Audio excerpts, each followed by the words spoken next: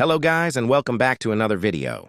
In today's video, I will show you how to translate posts on TikTok so that you can easily understand content written in different languages.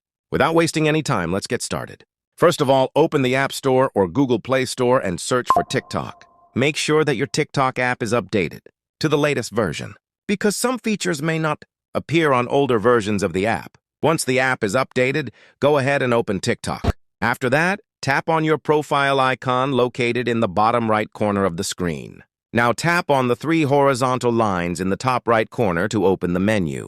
From there, select Settings and Privacy. Next, scroll down until you find the Language option and tap on it. Here, you will see the Translate Posts feature. Simply turn on the toggle next to it to enable automatic post translation.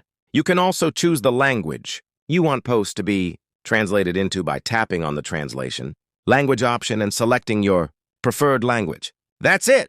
From now on, TikTok will automatically translate supported posts into your selected language, making it much easier to enjoy content from creators around the world. If this video helped you, don't forget to leave a like, subscribe to the channel, and turn on notifications for more helpful TikTok tutorials.